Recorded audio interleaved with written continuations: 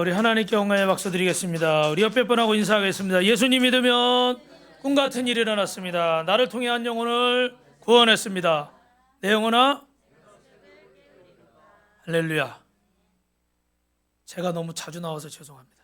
제가 앞에 쓰다 보니까 제 사진이 많아가지고. 여러분, 초대교회의 예루살렘의 모습을 이렇게 상상해서 그린 거예요. 우리가 살고 있는 지구상에 70억 인구가 살고 있는데 교회는 몇 개 정도 있을까요, 여러분? 전 세계에 약 250만 개 정도가 있습니다. 이렇게 교회가 지구상에 세워졌는데 그러면 이 교회가 처음 세워진 교회는 어느 교회일까? 초대교회가 처음 교회라는 걸 알고 있는데 그러면 처음 탄생한 교회, 이 교회의 생일은 언제일까? 여러분, 교회는 언제 태어났냐면요, 교회의 생일은 따라합니다. 맥추절입니다. 여러분이 7월 첫 주로 지내는 이 맥추 감사절이 교회가 처음 태동한 날인 거예요. 그래서 이 맥추절에는 이 땅에 성령님이 강림하시고 그 강림하신 사건을 우리는 뭐라고 부르죠? 오순절이라고 부르죠. 그죠? 그래서 맥추절을 또 다른 말로 신약에서는 오순절이라고 부르죠. 그래서 맥추절은요, 두 가지 특징이 있는데 따라합니다. 하나님을 뜨겁게 사랑하고, 두 번째는요, 나에게 베푼 은혜를 기억해서 하나님께 첫 열매를 드립니다. 하나님을 뜨겁게 사랑하고 내게 베푸신 그 은혜가 감사해서 하나님 앞에 첫 열매를 드리는데, 사람은 인생을 살면서 저마다 잊지 못할 순간들이 있습니다. 국가적으로 지키는 절기가 있는가 하면 개인적으로 지키는 기념일들이 있죠. 그래서 사람들은 이 땅에 태어나는 날과 이 땅을 떠나가는 날들을 기억을 합니다. 우리가 세상에 태어난 날을 생일이라고 부르고, 또 두 사랑하는 사람이 만나서 결혼한 날을 또 결혼식을 기념하고, 잊지 못할 날들이 있는데 여러분은 혹시 하나님을 만난 날을 기억하십니까? 여러분은 하나님을 만난 날을 언제로 기억하십니까? 저는 제 생일이 그 호적에는 이렇게 3월 10일로 돼 있고 실제 제가 지키는 생일은 11월 23일이에요. 근데 음력은 이렇게 해마다 바뀌잖아요. 그죠? 그런데 저는 이렇게 그 11월 23일을 제 생일이라고 딱 못 박아놨어요. 양력도 아닌데 제 마음대로. 반응들이 없으시네요. 왜 그러냐면 제가 그날 고등학교 때 성령 받은 날이에요. 반응을 하십시오. 뭐 받은 날이라고요? 성령 체험한 날이에요. 그래서 내가 이 날은 부족하지만 내가 거듭난 날이다, 성령 받은 날이다. 그래서 이 생일을 내가 그냥 지키겠다. 그래서 이렇게 교회 같은 데 보면 이렇게 그 생일 같은 거 서로 그 전에 있을 때 교육자들 이렇게 챙겨주고 그러거든요. 그러면 이제 호적에는 3월 10일로 돼 있으니까 3월 10일 날 또 생일 이렇게 선물을 또 받아요.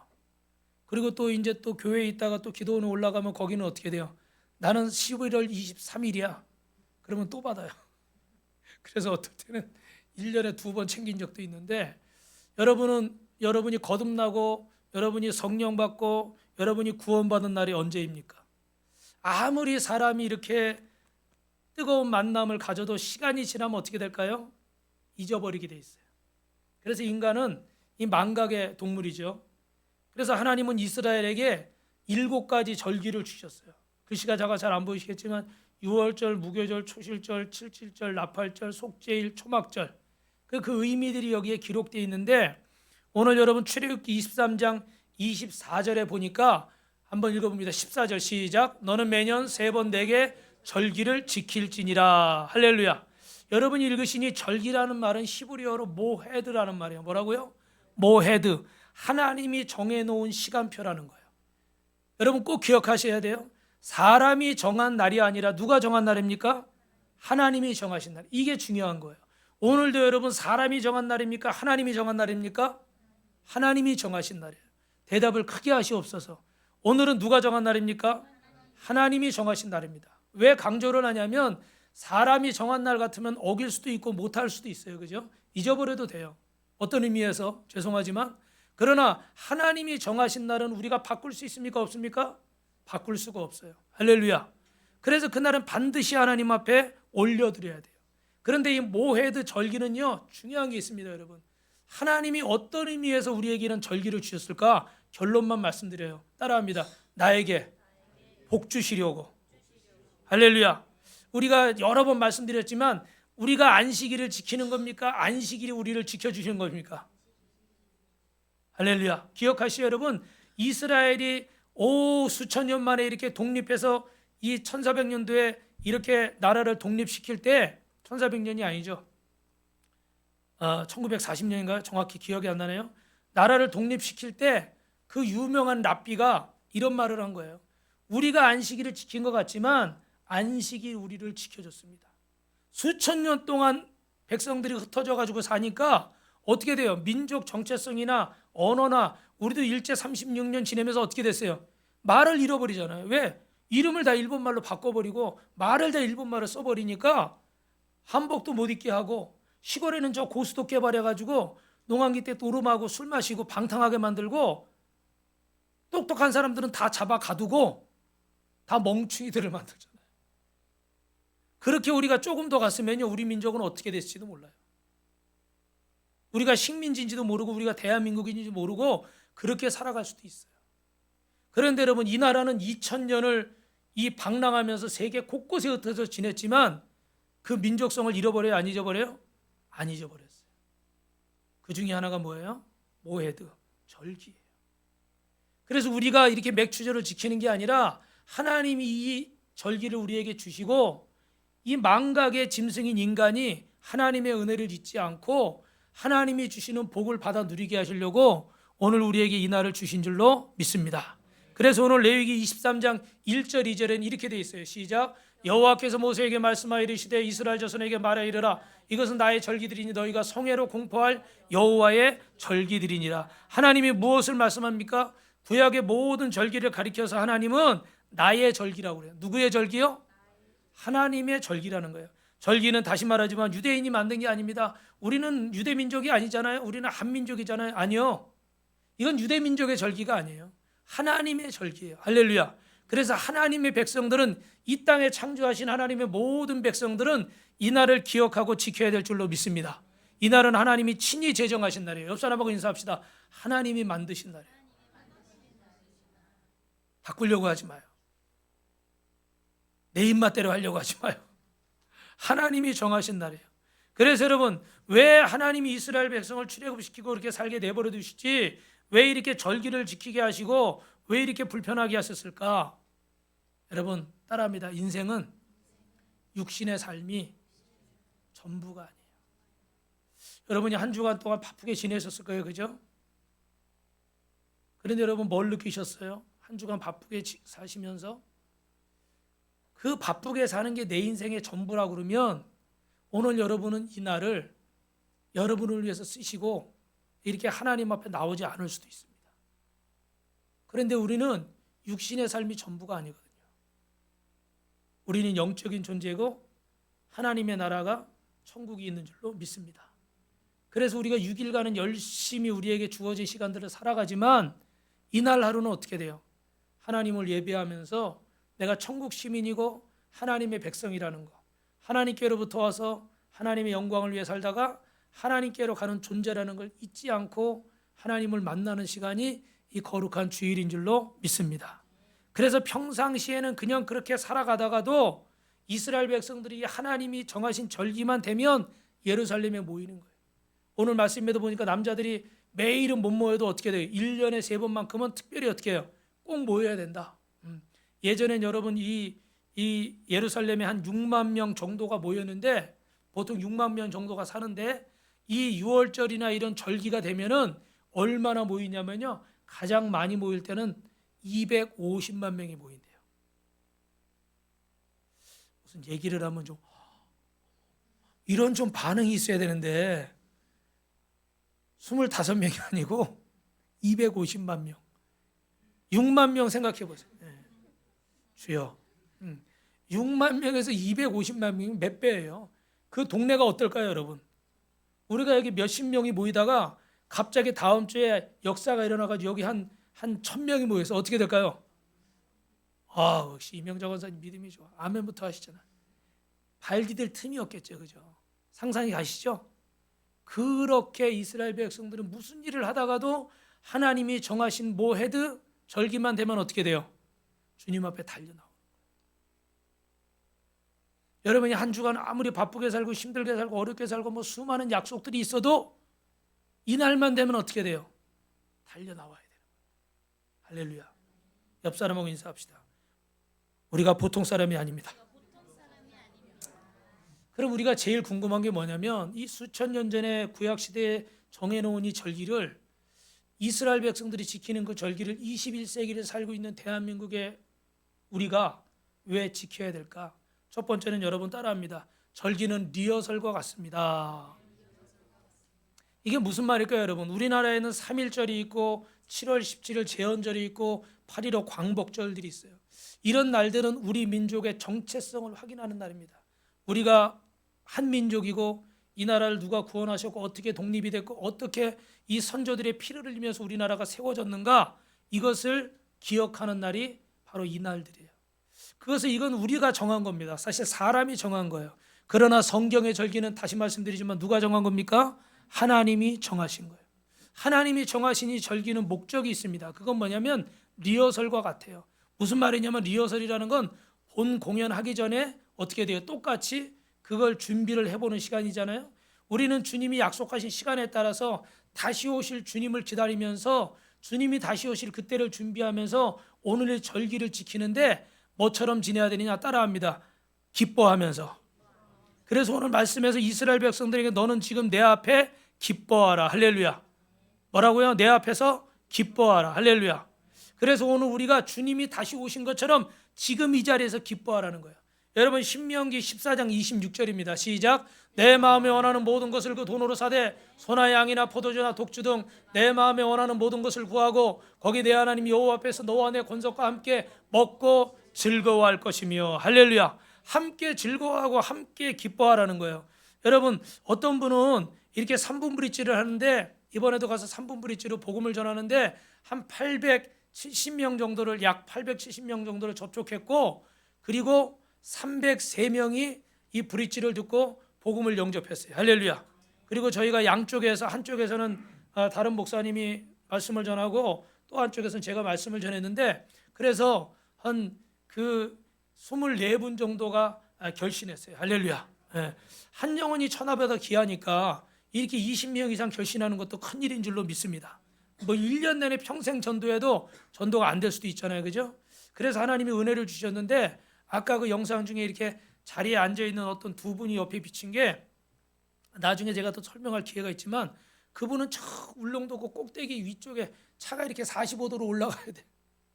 근데 거기 그 옆에 갔다가 또 나오려고 그러는데 그 목사님이 거기는 3번이나 갔는데 못 만났대. 사람이 없대요. 근데 저희가 간날 이렇게 딱 목사님하고 나오려고 그러는데 거기서 막 개들이 멍멍거리면서 나오더라고요. 보니까 그 주인이 이렇게 여자분이 나오시는 거예요. 그래가지고 시골 분들은요 사람 만나기가 어려우니까 물 한 잔 달라고 그러고 커피 한 잔 달라고 그러면 웬만하면 거절을 안 하시더라고요. 그래서 커피 한 잔 달라고 물 한 잔 달라고 그랬더니 들어오시라고. 그래서 또 미숫가루를 드릴까요? 뭐 드릴까요? 뭐가 시간이 많이 걸릴까요? 미숫가루. 머리를 잘 써야 돼. 미숫가루 타느라고 시간이 가니까 그동안에 계속 얘기하는 거. 물 한 잔을 먹고 가면 되잖아요. 미숫가루 타는 동안 뭐 또 꿀을 넣어준다고 막 그런다고 계속 얘기를 하고 복음을 전하고. 결론만 얘기하면 파주에 사시던 분이에요. 파주에서 그 가구점을 나는데 그런 앤틱 가구, 그런 고급 가구 그런 걸 했는데 이렇게 1년 6개월 전에 여기 울릉도에 오신 거예요. 자기가 교회를 가봤는데 찬송 부를 때까지 괜찮대. 근데 설교만 시작하면 졸려 죽겠다고 그러더라고요. 무슨 말인지 모르겠다고. 그럴 수 있죠, 그죠, 여러분. 그래가지고 나는 교회가 체질이 안 맞는구나. 그리고 절에 다니신대. 그래서 제가 이렇게 우리가 이렇게 복음을 전하고 오시도록 초대를 했는데 참 감동적인 거는 우리가 초대를 하면서 이렇게 딱 약속을 하고 갔는데 참 그렇게 막 이렇게 집에서 입는 옷들은 편하잖아요, 그죠? 그런데 원피스를 딱 입고 양산을 딱 쓰시고 50대 한 초중반 되신 것 같아요. 양산을 탁 들고 이렇게 탁탁탁 내려오는데 너무 감사하더라고요. 저 영혼을 위해서 우리가 여기 왔구나. 할렐루야. 그러니까 그 옆집 아줌마는 덩달아 따라와야 안 따라와요. 옆집 아줌마는 덩달아 따라오시고. 그러니까 여러분 전도해 보시면 알지만요. 한 영혼이 그게 내 뜻대로 안 돼요. 나랑 친해서 이렇게 친구인데 교회 한번 가자 쉽게 올 것 같죠? 이게 영적인 일이라 그렇지 않아요. 하나님이 진짜 예비하시고 역사하시고 여러분의 기도가 하늘의 보좌에 상달돼야 돼요. 할렐루야. 그래서 이분이 결단을 하시고 예배도 오시고 오늘도 아마 주일날 예배를 오셨으리라 믿습니다. 그래서 저는 지금 심장이 두근두근 하는 거야. 이분이 교회로 오셨을래나 안 오실래나. 이따 끝나고 이제 전화를 해봐야 될 텐데 이 유대원 목사님은요 이렇게 울릉도에 계시다가 서울에서 7년 이렇게 계시다가 그 교회가 학포교회인데 나홀로 산다의 그 김대호 아나운서인가요? 누가 이렇게 텐트 치고 나온 거 있잖아요. 젊은 분들은 잘 아시더라고. 거기 나왔던 장소예요. 아주 그냥 절경이에요, 절경. 근데 거기 교회가 하나 있는데 마을 주민은 22세대인데 실제로는 14분밖에 안 계신데 우리가 만난 건 10명도 못 만났어요. 집에 안 계셔가지고. 그 전전에 이렇게 비바람 치고 이래서 배가 안 떴어요. 그래서 우리도 못 올 뻔하고 올 때도 저희 배가 취소가 돼가지고 다른 배를 타고 울진으로 가서 포항으로 내려가서 그리고 올라오느라고 새벽에 2시 이렇게 넘어서 온 것 같아요. 그런데 그분들이 없어가지고 많이 못 만났지만 이분이 그 교회 성도가 한 명밖에 없다는 이야기를 듣고 아마 마음에 주님의 음성이 들린 것 같아요. 그래가지고 다시 이 육지 생활을 접고 섬 사람들은 우리 보고 뭐라 그러냐 무태 것들이라고. 제가 제주 가니까 무태 것들이라고 그러더라고요. 이 무태 생활을 접고 다시 내려가셔서 지금 교회가 그래도 성도가 4명이 됐어요. 할렐루야. 하나님이 예비하신 영혼을 이렇게 여러분 보내시는데 이게 3분 브릿지로 전도를 하다가 어떤 분이 이렇게 여러분 그림이 좀 작아서 안 보이시지만 인생의 죄질을 지어서 하나님을 떠남으로 죄의 결과로 고난과 질병과 저주와 정신질환과 이런 고통들이 찾아왔잖아요. 그죠? 그래서 이런 고통들이 찾아왔는데 이거를 이 복음을 전하다가 어떤 분이 그러는 거예요. 아직도 나는 이 상태에 있다는 거예요. 아직도 나도 아직도 이런 저주와 질병과 고난의 이런 상황이 있는데 내가 누구에게 복음을 전하겠는가? 여러분 잘 들으셔야 돼요. 내가 누구에게 복음을 전하겠는가? 그런데 주님은요 그런 사람도 오라는 거예요. 아멘. 아멘. 내 상황과 어찌하든 간에 주님의 절기 때는 기쁨으로 나오라는 거예요. 모든 근심과 걱정과 염려를 주님 앞에 내려놓고 주님 앞에 나오라는 거예요. 믿으시면 아멘. 저를 보시고 아멘. 땅바닥 보시고 아멘 하지 말고 저를 보시고 아멘. 이게 왜 중요하냐면 여러분의 감정과 여러분의 기분과 여러분의 상황 따라서 신앙생활을 하면 온전한 신앙생활을 할 수 있을까요? 없겠죠. 그죠?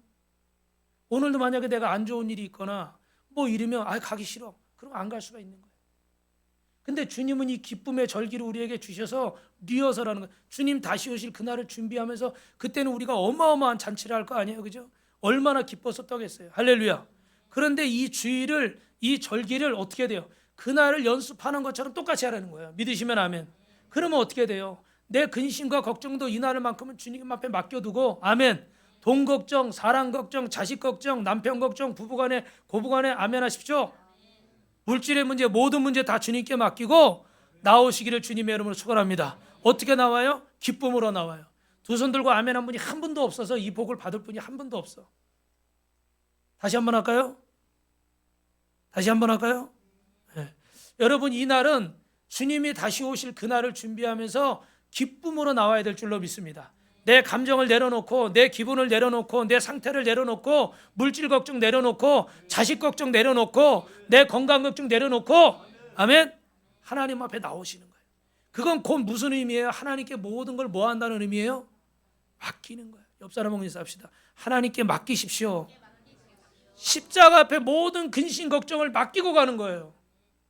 오늘 여기도 복음 전하러 가는데 처음에 153명 156명까지 됐는데 당일날 주일날 가는 날 비가 계속 오고 막 이러니까 5명이 또 빠졌어요. 왜 빠졌을까요? 그분들이 얘기 들어보니까 비가 오고 막 이러니까 배도 그럴 것 같고 우중충하고 힘들 것 같아서 빠졌대. 그럴 수 있어요. 그런데 여러분 보세요. 하나님의 약속을 믿고 나아가야지 환경을 바라보고 나아가고 사람을 바라보고 나아가고 내 어떤 조건을 따라 나아가려고 그러면 나올 수 있을까요? 없을까요? 할렐루야. 이따가 소개하겠지만 오늘 이렇게 오신 분 중에 우리 새생명 축제 때 오셔가지고 이렇게 은혜를 받고 오겠습니다. 그리고 시험 기간이라 시험 끝나면 오겠습니다. 그랬던 분들이 지금 보니까 반가운 얼굴들이 보여요. 할렐루야. 오늘도 만약에 핑계를 대자 그러면 얼마나 핑계 될 게 많겠어요. 그죠? 근데 주님 앞에 정한 날, 주님과 한 약속, 사람과 한 약속이 아니에요. 그죠? 주님과 한 약속. 그래서 이 날은 주님 앞에 지키는 거예요. 여러분, 우리에게 어려운 점들이 있습니다. 저도 이 맥주 감사 주일을 맞이하면서 정말 기쁨으로 맞아야 되는데 그 생각지 않게 이렇게 울릉도 선교하고 막 성령 충만한 상태로 와가지고도 또 마음을 빼앗는 일들이 있을까요, 없을까요? 있어요. 그러면 정신을 차리고 집중을 해야 되는데 정신을 못 차리니까 또 어떻게 저도 자꾸 실수를 하고 기쁜 마음을 빼앗기고 그러다 보니까 오늘 맥주 감사 주일날 이 반년 동안 주신 은혜 최고로 감사를 해야 되잖아요. 그죠? 그런데 그냥 마음이 막 가라앉아. 디프레션 돼가지고 낙심이 되고 막 이런 일들이 있어요. 그래서 여러분 은혜를 받으면 은혜를 뺏기지 않도록요. 옆 사람하고 한 번만 더 인사합시다. 정신을 차려야 됩니다. 막 분주한 일들이 생각지 않은 일들이 막 이렇게 생길 수가 있는 거예요. 그래서 여러분 내 감정, 내 생각, 내 이런 기분 따라 하지 마시고 십자가 앞에 주님과 약속한 날이다. 모헤드 절기다. 그날은 어떻게 돼요? 무조건 주님 앞에 나오는 거예요. 믿으시면 아멘. 그러면 누가 책임지셔요? 주님이 책임지셔요. 주님께 맡기는 거예요. 주님, 저 이런 거 아시죠? 저 진짜 가고 싶지 않은데 저 진짜 지금 속상한데 저 진짜 지금 기분이 내키지 않지만 하나님께 맡기고 나갑니다. 하나님이 해결해 주십시오. 그러면 어느 순간에 내가 알지 못하는 내가 할 수 없는 방법으로 하나님이 역사하시죠. 따라합시다. 순종이 답입니다. 할렐루야. 그래서 주님은 어떻게 돼요? 너희는 내 앞에서 함께 먹고 즐거워하라. 할렐루야. 그래서 오늘 16절에는 여러분 뭐라 되어 있어요? 16절에는 시작. 맥추절을 지키라. 오늘 본문의 이 날은 축제의 날인 거예요, 여러분. 그래서 이 축제는 기쁨으로 지켜야 되는데 구약의 모든 절기는 예수님의 생애를 의미하기 때문에 여러분 6월절이 전제되지 않은 절기는 없습니다. 6월절은 여러분이 무슨 날이죠? 6월절은 누룩이 없는 떡을 먹은 절기인 날인데 모든 새로운 출발을 의미하는 게 바로 6월절이에요. 이스라엘 백성들은 애굽에서 몇 년 동안 노예 생활을 했습니까? 430년 동안 노예 생활을 했어요. 그죠? 그래서 이 고통을 받다가 모든 그 애굽의 재앙 가운데 바로 왕은 계속 거역했죠. 그래서 마지막에 10번째는 어떻게 돼요? 애굽의 모든 초태생들, 처음 난 것들은 장자는 다 죽는 거예요. 그런데 이스라엘 백성만큼은 어떻게 돼요? 어린 양의 피를 잡아서 어린 양의 피를 좌우 임방 문설주에 바른 가정은 재앙이 떠나가고 할렐루야. 그래서 이걸 뭐라고 불러? 6월절을 패스오버라고 그러죠. 그죠? 넘어가다는 거예요. 따라합니다. 재앙이 넘어갑니다. 아멘. 하나님 앞에 이 절기를 지키는 자들은 재앙이 넘어가는 거예요. 아멘. 내가 안식일을 지키는 게 아니라 내가 맥추절을 지키는 게 아니라 맥추절이 여러분을 지켜주고 안식일이 여러분을 지켜주는 줄로 믿으시길 바랍니다. 그 절기를 지킬 때 재앙이 넘어가는 거예요. 내가 그걸 넘어가려고 내가 그걸 해결해 보려고 주일도 절기도 하나님 앞에 지키지 않고 내가 조금 더 벌면 내가 조금 더 신경 쓰면 어떻게 될 거라 이렇게 생각하면 아직도 그건 내 힘으로 살아가는 거예요. 아직도 그건 내 힘으로 살아가는 거예요. 근데 열심히 최선을 다하시다가 주님과 약속한 날만큼은 어떻게 돼요? 주님 앞에 나가는 거예요. 아멘. 주님과 약속한 시간만큼은 주님 앞에 올려드리는 거예요. 기도 시간, 큐티 시간, 새벽 예배, 하나님과 약속한 시간 올려드리는 거예요. 그러면 그 시간이 나를 지켜주는 줄로 믿습니다. 할렐루야. 그래서 여러분 이 6월절을 어린 양 되신 예수님이 십자가에서 우리의 모든 죄와 허물을 담당하시고 죄에서 우리를 구원하신 날입니다. 이 6월절이 전제되지 인생은 하나님 앞에 사는 것이 아니라 헛된 인생을 사는 겁니다. 삶에 별 의미가 없어요. 왜냐하면 그 인생이 거듭나고 새롭게 출발하지 못하기 때문입니다. 그래서 6월절은 유대력 1월 14일인데 6월절 다음 날 15일부터 한 주간 동안 누룩을 먹는 무교병을 먹는 날이 있는데 무교병은요. 뭐가 무교병이에요, 여러분? 무교병이 뭐죠? 누룩이 이스트 같은 게 들어가지 않는 그런 떡인 거예요. 왜 누룩에 들어가지 않은 떡을 먹을까요? 어린 양의 죽음을 통해서 여러분 꼭 기억해야 되는 게 뭐냐면, 여러분 이 빵에다가 뭐 이렇게 첨가물을 넣어가지고 이렇게 먹으면은 그 첨가물 맛이 나잖아요, 그죠? 딸기잼을 바르면 딸기 이 맛이 나는 거고, 그런데 무교병을 먹으라는 것은 거기 아무것도 첨가되지 않고 우리의 구원은 온전히 누구의 은혜로? 우리의 구원은 온전히 누구의 은혜로? 하나님의 은혜로. 할렐루야. 인간의 어떤 것도 가미되지 않은 그런 은혜를 의미하는 거예요. 그래서 우리를 애굽에서 출애굽시켜주고 430년 만에 노예 생활에서 구원해 주셨다는 것은 인간의 힘으로 된 것입니까? 자기들의 힘으로 된 것입니까? 우리가 일제 36년의 해방을 맞이한 것은 독립군 때문입니까? 아니면 3.1 만세운동 때문입니까? 하나님의 은혜 때문입니까? 네, 물론 그분들의 수고가 있었죠. 그분들의 눈물이 있었고 그분들의 피 흘림이 있었습니다. 그러나 그 결론은 누가 쥐고 계셨던 거예요? 하나님이 쥐고 계셨던 거예요. 핵폭탄이 터져지지 않았으면 일본은 절대 항복하지 않았을 겁니다. 우리의 독립도 여태까지 안 이루어졌을 수도 있다고 저는 생각해요. 저는. 그래서 우리가 수고하고 애쓰고 노력하지만 결과는 누구에게 올려드리는 거예요? 하나님께 올려드리는 거예요. 그래서 여러분, 이 또 누룩은 어떤 의미가 있어요? 누룩은 곰팡이 같은 거잖아요, 그죠? 그래서 집안에 이런 곰팡이가 있거나 그러면 어떻게 돼요? 병균들이 살고 음식이 부패하고 그리고 상하겠죠. 그러니까 우리는 이 6월절을 맞이해서 우리 안에 있는 우리 가정의 우리 인생의 모든 누룩을 제거하시길 주님의 이름으로 축원합니다. 할렐루야. 시간이 지나면 오래되면 누룩이 쌓일 수밖에 없어요. 이런 곰팡이가 생길 수밖에 없어요.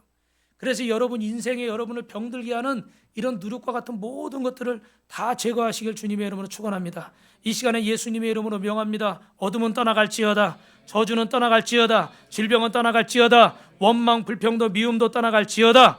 의심도 떠나갈지어다. 할렐루야. 그래서 이 누룩을 제거하는 무교절이 한 주간이 끝나면 우리는 초실절을 지내게 되고, 이 날을 어떻게 돼요? 이 6월절부터 일주일을 7번 지내고 나면 몇이에요? 77이 49. 그런데 거기다 1일을 더해서 50일, 그죠? 그래서 그날을 우리가 뭘로 지켜요? 오순절이라고 지키는 거예요. 할렐루야. 그래서 이 오순절이 맥주절이고 또 77절이라고 부르는데, 오늘 맥주절이 왜 맥주절이에요? 말 그대로 맥자가 무슨 맥자죠? 보리 맥자입니다. 보리를 처음 수확하는 거예요.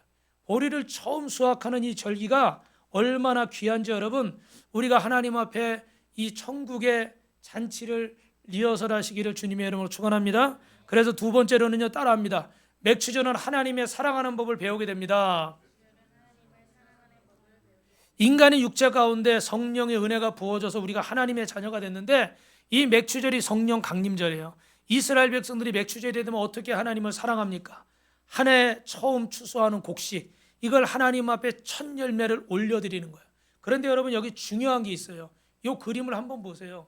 이스라엘 백성들이 이 맥주절은요, 사실 470년 만에 맞이하는 거예요. 왜냐하면 애굽에서 노예 생활 몇 년 했죠? 430년. 출애굽해서 광야에서 몇 년 지냈죠? 40년. 그리고 이제 약속의 땅에 들어와서 처음 거두는 게 뭐예요? 이 보리를 거두는 거예요. 그러니까 몇 년 만에 얻는 수확이에요, 이게? 470년 만에 얻는 수확. 여러분, 저를 한번 보세요. 우리가 470년 못 살지만 저를 보세요. 여러분이 470년 만에 무언가를 맞이한다. 마음이 어떠실 것 같아요? 얼마나 기쁘고 얼마나 행복하고 얼마나 의미 있겠어요. 그래서 이 첫 열매는 내가 먹을 수가 없는 거예요. 잘 듣고 계시죠? 너무 귀해서 내가 그냥 먹어 없앨 수가 없는 거예요. 그래서 보리 농사를 짓는 사람들인데 보리 농사를 안 짓는 사람이 있으면 보리 농사 짓는 사람 집에 예약을 하는 거예요. 내가 그날 갈 테니까 받아주십시오. 그러면 다 모여요. 모여가지고 주인이 나다고 이 망태기를 들고 앞장을 섭니다. 그러면 예약한 사람들이 다 따라가는 거예요. 그리고 거기 보리밭에 삥 둘러서요. 그래서 기쁨으로 하라고 그랬죠, 그죠? 거기서 막 찬양을 부르면서 뭐 카도시 오 카도시, 무슨 말인지 저도 잘 모르지만 뭐 내 주님을 찬양해 막 이러고 찬양을 막 하는 거야. 그러다가 주인이 이렇게 낫을 들고 보리하는 꿈을 탁 쥐면서 이제 해가 지면은 해가 졌습니다. 그러면 사람들이 네, 해가 졌습니다. 이 낯으로 보리를 벨까요? 그러면 네, 보리를 베십시오. 그러면 주인이 뵙니다. 그리고 그 보리의 10분의 1 정도를 딱 베는 거예요. 그러면 사람들이 와서 어떻게 돼요? 10분의 1씩 받아요. 10분의 1씩. 제가 이렇게 딱 베면은 여러분이 와서 한 사람씩 10분의 1씩 다 받는 거예요. 받아가지고 어디로 갈까요? 집으로. 제가 좀 전에 힌트를 드렸잖아. 이 날은 그냥 보낼 수가 없는 날이에요. 그죠? 이걸 가지고 어디로 갈까요? 하나님 앞에 가는 거예요. 교회로 가는 거예요. 할렐루야. 그 수확의 10의 1을 하나님 앞에 올려드리는 거예요. 이해가 되십니까? 이 날은 그냥 넘어갈 수가 없어요.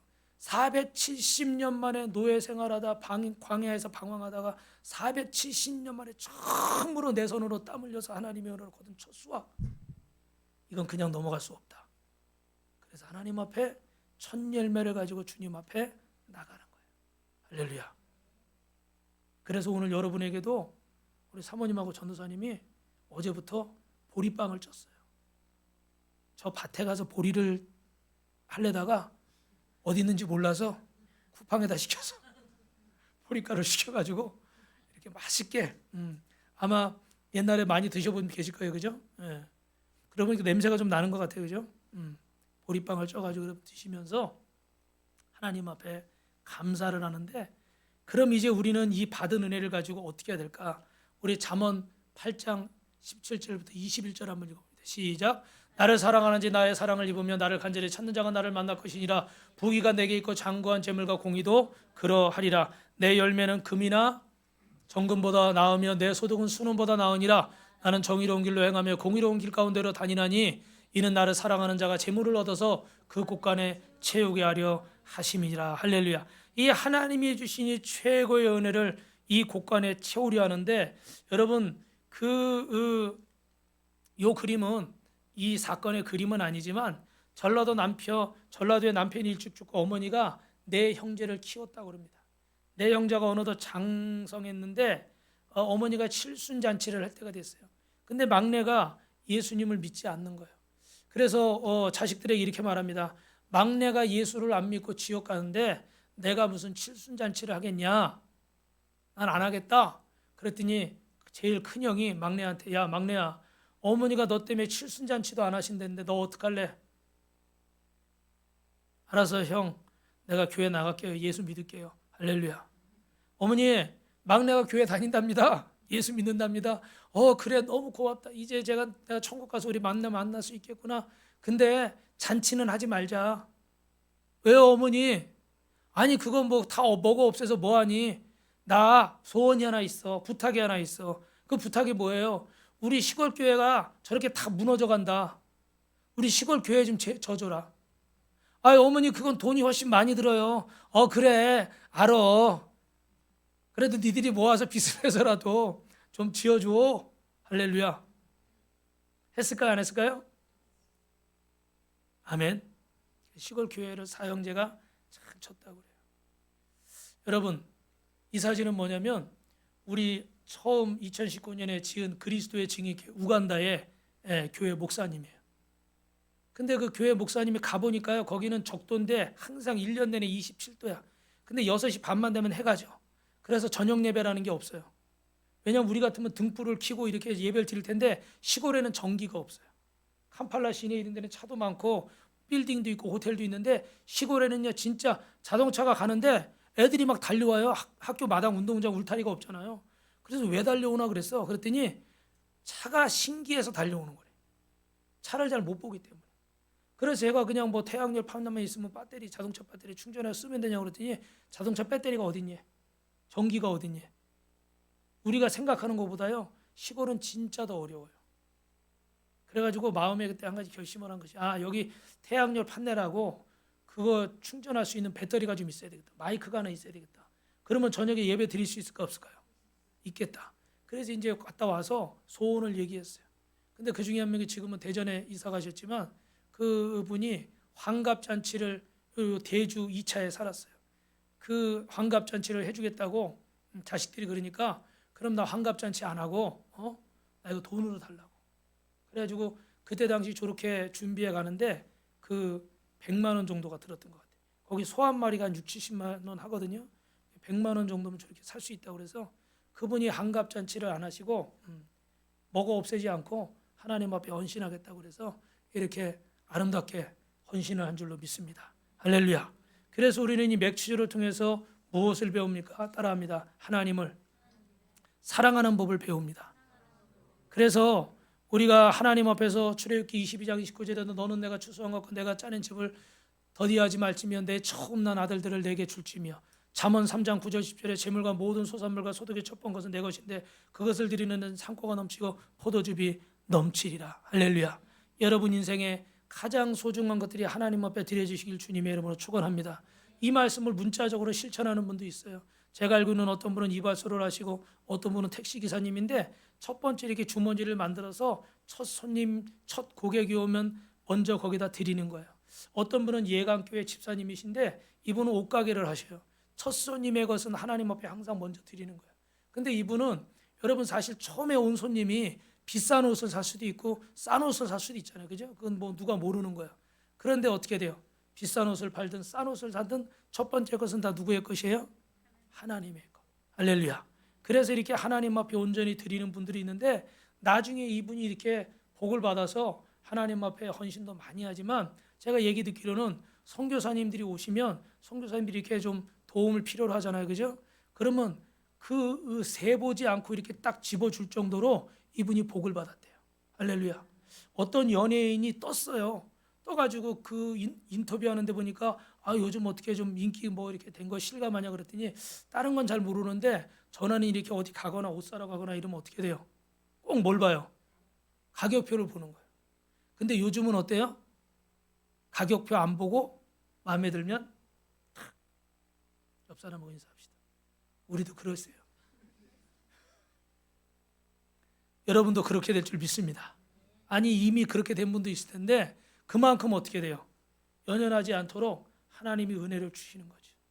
그렇게 되시길 주님의 이름으로 축원합니다.